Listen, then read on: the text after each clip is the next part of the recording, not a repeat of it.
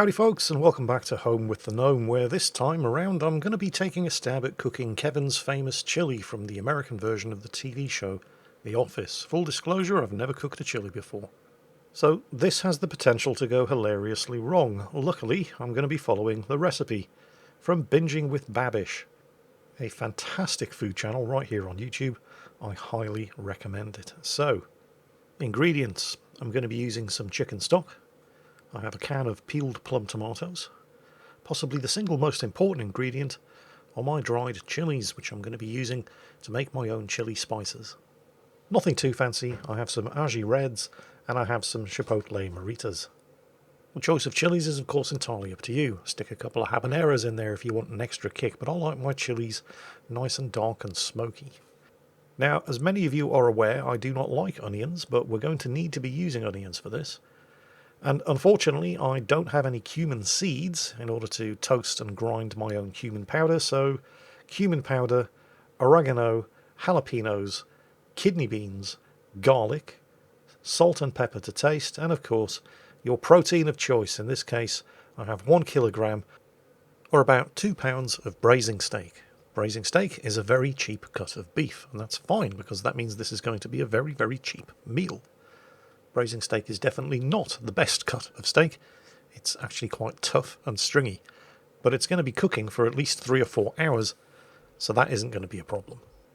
The first thing I'm going to do is make my chili powder. So I've taken my dried chilies, that's them on the left, cut into around about 1/4 inch segments. We've removed the stems and the seeds. Now if you want to add a little bit of an extra kick, by all means leave some or even all of the seeds in. Take your chopped dried chilies and we're going to load them into the spice grinder, which, when you're trying to manipulate a camera with one hand and a bowl of chopped chilies with the other hand, is actually a lot harder than it might appear. You can, of course, skip this step entirely. I'm farting around here making my own fancy chili powder, but if you have your own pre-bottled or packaged chili powder that you like to use, or your own chili sauces that you like to use, then absolutely go ahead and use those. I simply have a lot of dried chilies, and I kind of like making my own chili powder. Simply because it just allows me to experiment with the flavour. I'm expecting to get a kind of dark, smoky, chocolatey flavour chili out of this, but we'll see how it goes.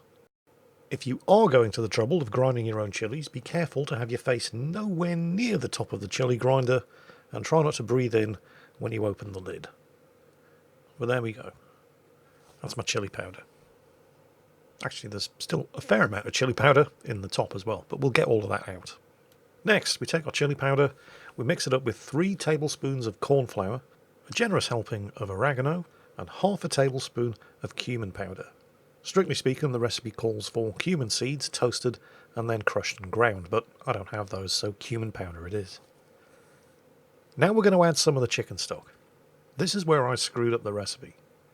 What you're supposed to do here is add 1/4 of your chicken stock in order to mix it up with the powder that you've just prepared so it forms a sort of paste. Unfortunately, while reading the recipe, I saw 1/4 of your chicken stock, but what I actually read was 3/4 of your chicken stock, so there's no chance that this is going to form into any kind of paste. However, it doesn't really matter. All of these flavours are going into the same pot. Speaking of all the flavours going into the same pot, how is it that I, a notorious onion hater, managed to incorporate onions into everything that I've been cooking over the course of the last couple of weeks? Well, we're going to do it with science. So here's an onion, horrible thing, that I've chopped up. I've also got 5 cloves of garlic and my can of peeled plum tomatoes. You see, here's my problem with onions. I don't actually mind the flavour of onions, it's the texture of the onions that just ugh. I have the same issue with garlic. I like the taste of garlic, but I don't want to bite down on a piece of garlic, and to a lesser degree I have kind of the same problem with tomatoes. I know, I'm weird, but don't worry, with science we can fix my aversion to certain types of vegetable by sticking them all into this pot and running them through the blender to turn the whole thing into a sort of garlicky, tomatoey, oniony puree. Of course, if you're a normal person and you don't have to go to these kind of lengths, then, well, don't worry. I'll tell you what to do with the plum tomatoes, the garlic and the onions at the proper time. Next, take a very large pot, heat up some vegetable oil until it's shimmering, and now we're going to add our meat. This is half, about 1 pound of our braising steak. You're not attempting to cook it off here, all you're doing is browning it. Just run it over the hot oil in the pan until it browns up nicely. You're probably going to want to do this in batches of 1 pound or half a kilo per time, because otherwise you're going to end up crowding the pot like this. It's not that you can't brown off all of the steak if you have as much of it in the pot as this, it's just that it's going to take longer than if you were just doing it in 2 batches, or even 3, because the actual recipe calls for 3 pounds or 1.5 kilograms of braising steak. This is only 2 pounds or 1 kilo of braising steak. It's just a lot faster and more efficient if you do it in batches of 1 pound or 500 grams. Once you have browned off all of your steak, it's time to remove it from the pot, stick it in a bowl and put it to one side.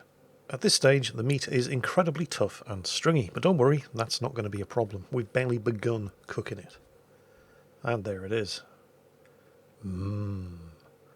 All of those leftover juices in the bottom of the pot, you don't want to be wasting any of that. That stuff is flavour gold. And it's at this point where you're going to start adding, well, things like your jalapenos. Assuming you like jalapenos, and if you don't, what is wrong with you? This, by the way, is also the point in the process where you'll be adding your plum tomatoes, your garlic, which hopefully you'll have crushed or minced or sliced, and of course the devil's vegetable, the onions. So I'm going to do that now, despite the fact that I have taken the initial step of pureeing them all together, purely because I'm weird and I don't like biting down on bits of garlic or bits of onion. You see, that's the benefit of preparing the food yourself. You can prepare it in exactly the way that you want. If you buy something pre-packaged, you've got no choice over the ingredients. You get what you get. Prepare it yourself. If there's something that you don't like, then simply don't add it, or add it in a way that makes it palatable to you. Get this all mixed together good and proper over a low heat, and do make sure that in the process you scrape off the bottom of the pan as well, because any leftover bits of steak that got themselves glued to the bottom of the pan, maybe the oil was a little too hot when you put the first batch of steak in, that's all good flavour. You want to get that mixed in with everything else. So give the bottom of the pan a good scrape while you're going through this stirring phase. The next thing that this recipe calls for is 1 can of good Mexican beer. Now, I don't actually have any good Mexican beer, so I'm going to settle for a can of Belgian beer. I know what you're thinking. Why on earth would you waste good Belgian beer in a chili? Well, I'm not wasting good Belgian beer in a chili. I'm wasting mediocre Belgian beer in a chili. Stella Artois. I keep the good stuff for drinking, as any sane and responsible person would.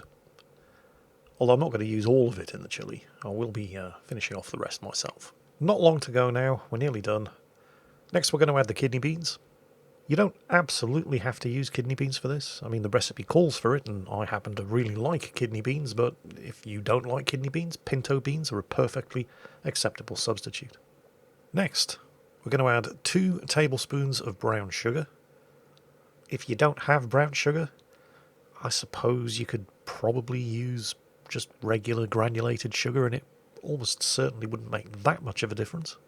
But brown sugar if you've got it. Once that's all incorporated together and the sugar's had a chance to dissolve into the mix, we're going to reintroduce our steak. Get that piled back into the pot. And then we're going to add our spices. Now remember, this is supposed to be the texture of a paste, but I misread the recipe and I added 3 times as much chicken stock to the spice mix as I was supposed to. Yeah. To be completely honest, the only real difference that that's made is that there's a lot less stirring for me to do at this stage of the mix, as there would have been if I'd added the correct amount of chicken stock to the spice mix. So I guess, hooray for happy accidents. Hey, if it's stupid but it works, it's not stupid. You will, of course, want to add the remainder of the chicken stock to the mix at this point. That should, if you've done it properly, be the remaining 3/4 of your cup of chicken stock. But I didn't do it properly, so it's the remaining 1/4 of my cup of chicken stock. And in case you're wondering, even at this early stage, that really does taste good. And it's only going to get better. You're now going to leave this whole thing to simmer on a low to medium heat for at least the next 2, probably 3 or 4 hours. You can leave it unattended, just pop down every 20 minutes to check it and give it a stir, until all of those juices have reduced down. The meat is so tender it falls apart to the touch, and it looks like this. All that remains is to serve it over a bed of rice, grate some parmesan over the top, add some coriander and parsley if the mood should take you, and then call in the services of a very sleepy Portuguese judge. And now, our Portuguese judge. Hello. So I've added some grated parmesan to the top as well. Yes. Let me try.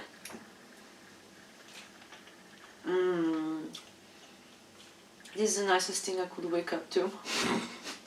That's right, she's having chili for breakfast. Now it's not very hot. Oh my god. But if you just give it a few seconds and the chili will kick in. This is hands down the best chili I've ever had. Wow, that's high praise indeed. Yeah. What, you mean it's better than the stuff that comes out of the can that we normally have?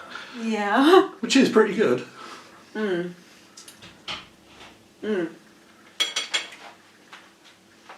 This is delicious, thank you. Yeah, this is really good. I will not mind a bit more of spice. Yes. Just a little notch, nothing too crazy, no lemony flavor like the Puerto Pibil. Yeah, you don't want any habaneros in there. Yeah. Can you taste the garlic? I thought you said it wasn't that hot. Did you just try to breathe the chili? I did. It's really nice. It's the way I like a chili. It's smoky. Yeah.